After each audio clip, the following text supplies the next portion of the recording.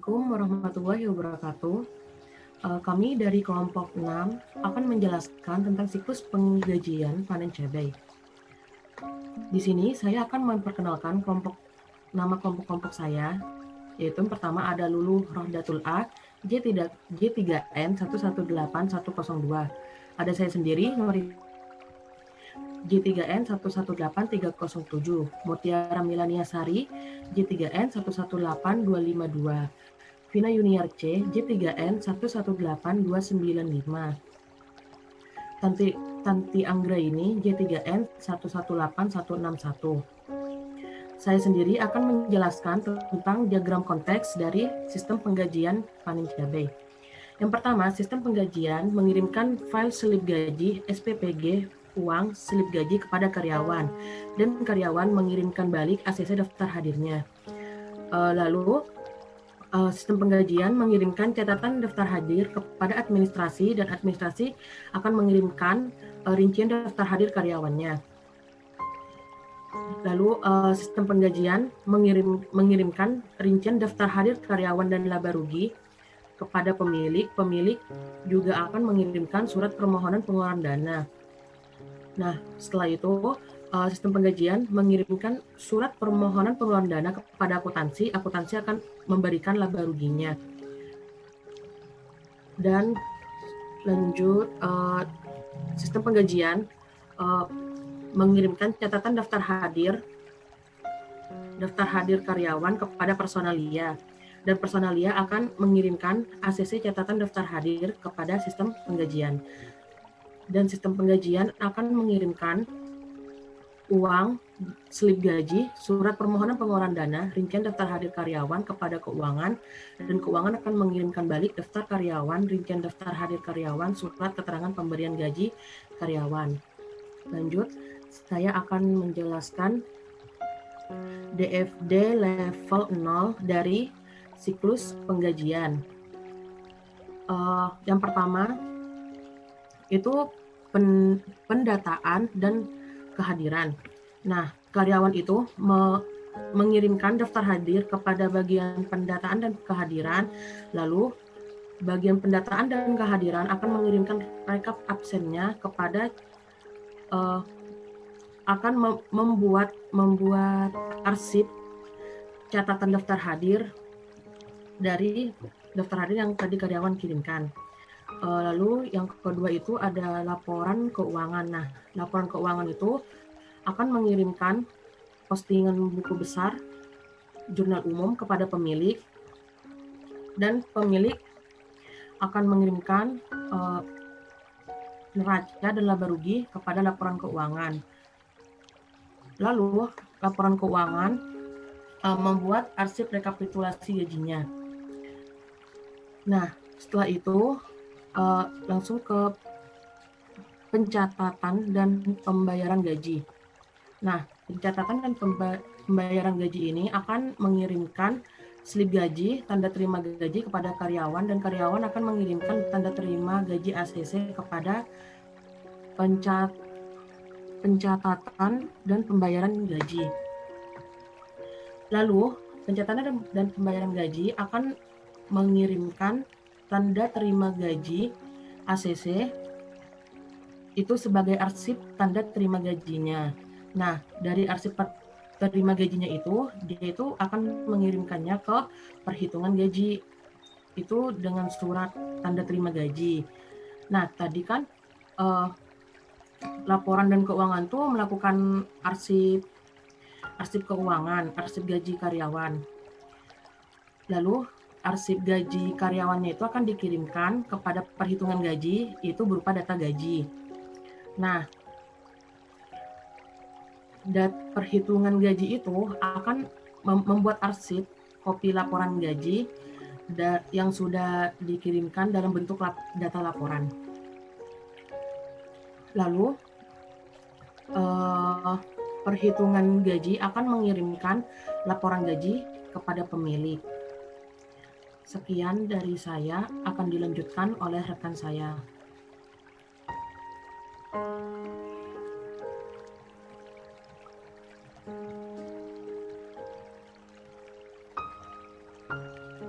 Baik, selanjutnya saya akan saya Lulu Rohadatul Aisy dengan NIM J3N 1181102.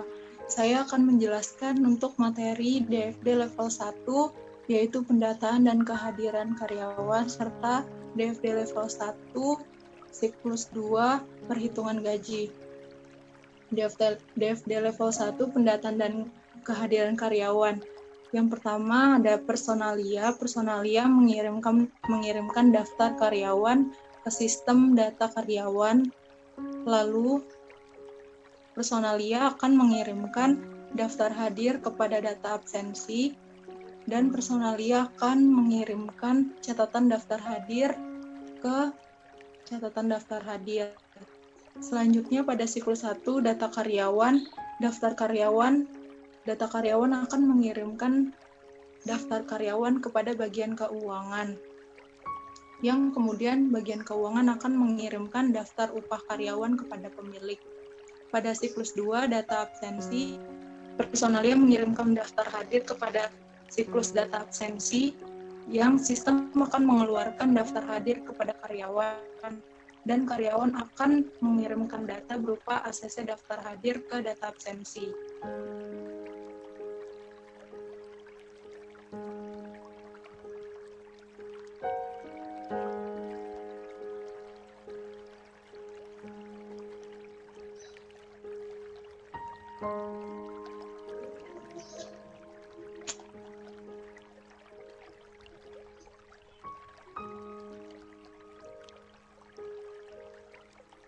Ini lanjut apa diulang lagi?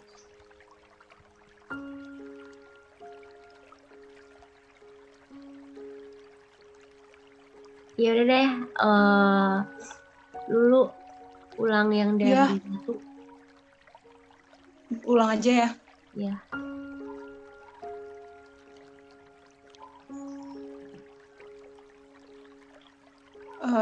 Jadi saya Lulu Rohadatul Aisy akan melanjutkan materi untuk DFD level 1, yaitu pendataan dan kehadiran karyawan, serta DFD level 2, perhitungan gaji.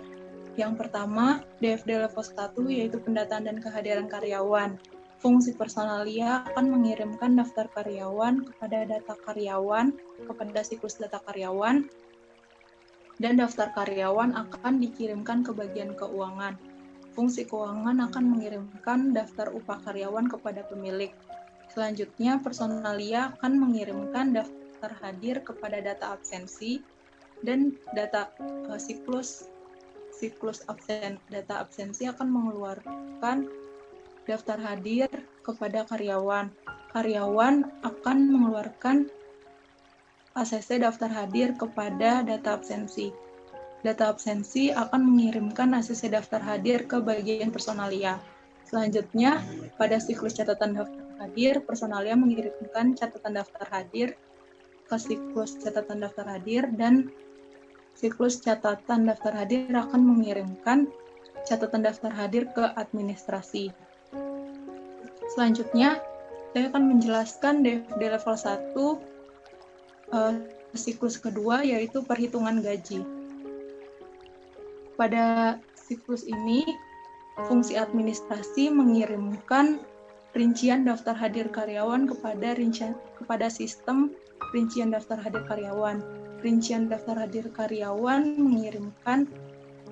mengeluarkan rincian daftar hadir ke karyawan untuk dikirimkan ke bagian keuangan. Lalu, sistem rincian daftar hadir akan mengirimkan data kepada pemilik. Keuangan akan mengeluarkan rincian dana gaji karyawan kepada sistem rincian dana karyawan. Selanjutnya, rincian dana gaji akan mengeluarkan rincian dana gaji karyawan kepada sistem akuntansi. Selanjutnya akan dipaparkan oleh Tanti. Baik, selanjutnya saya Tanti Anggranis akan menjelaskan DFD level 1 proses 3. Yang pertama yaitu pemilik akan mengeluarkan SKPGK atau Surat Keterangan Pemberian Gaji Karyawan kepada bagian keuangan. Selanjutnya, bagian keuangan akan mengeluarkan SP pencairan dana yang akan dikirimkan kembali kepada pemilik, dan pemilik akan mengeluarkan SP pengeluaran dana. Selanjutnya, bagian keuangan akan memberikan gaji atau uang beserta slip gaji atau file gajinya kepada karyawan, atau memberikan surat penundaan pemberian gaji apabila ada keterlambatan dalam pemberian gaji. Dan slip gaji tersebut akan diberikan kepada bagian akuntansi. Selanjutnya yaitu DFD level 1 proses 4. Next. Yang pertama yaitu akuntansi akan mencatatkan laporan laba ruginya, jurnal umumnya, dan akan menghasilkan file jurnal umum. Selanjutnya akan diposting ke buku besar dan menghasilkan file buku besar. Selanjutnya akan dibuatkan neraca dan laba ruginya dan menghasilkan file laba rugi dan file neraca. Setelah itu, file-file tersebut akan diberikan kepada pemilik. Selanjutnya akan dijelaskan oleh Mila. Oke, selanjutnya saya Mutiara Mileniasari akan menjelaskan sistem penggajian dan pengupahan. Yang pertama, informasi yang dibutuhkan oleh manajemen, yaitu ada jumlah biaya upah yang menjadi beban pemilik lahan yang harus dibayarkan kepada buruh, jumlah upah yang diterima setiap buruh tani selama periode akuntansi tertentu, rincian unsur gaji dan upah yang menjadi beban pemilik lahan, dan setiap pusat pertanggungjawaban selama periode akuntansi tertentu, dan kesepakatan pembayaran di antara pemilik lahan di daerah tersebut.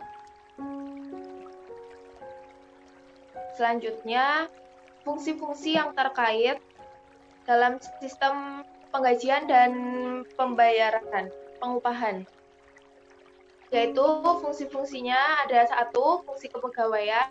Fungsi ini bertanggung jawab untuk mencari karyawan baru, menyeleksi calon karyawan, memutuskan penempatan karyawan baru.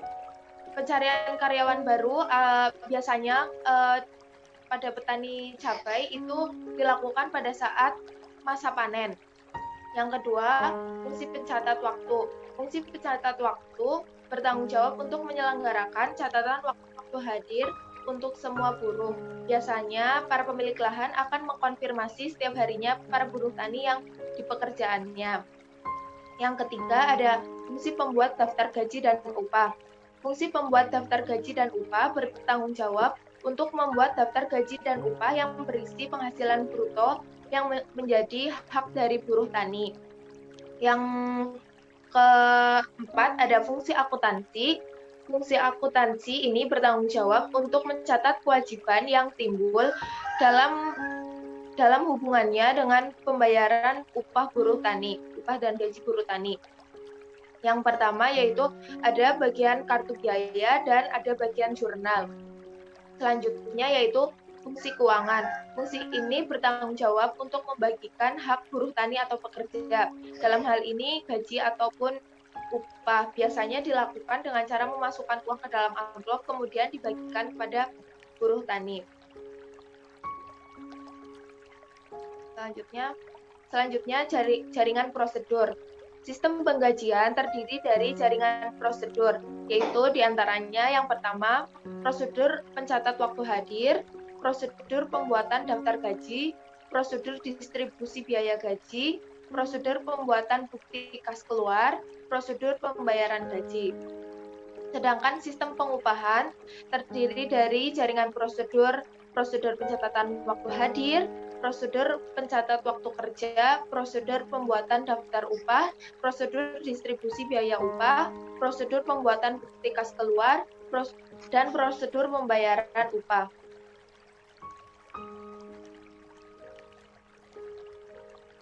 Selanjutnya, prosedur pencatat waktu hadir. Prosedur ini bertujuan untuk mencatat waktu hadir dari buruh tani, pemilik lahan, akan mengkonfirmasi atau mengecek buruh tani yang akan menjadi pekerjanya setiap hari. Dengan pengecekan ini akan digunakan sebagai dasar untuk pembayaran gaji buruh tani. Selanjutnya ada prosedur pencatatan waktu kerja. Biasanya sudah terjadi kesepakatan antara pemilik lahan dengan buruh tani yang dikerjaannya tentang waktu kerjanya, bisa 6 jam atau 12 jam, tergantung dengan kesepakatannya. Selanjutnya yaitu prosedur pembuatan daftar upah. Fungsi pembuat daftar gaji dan upah, membuat gaji dan upah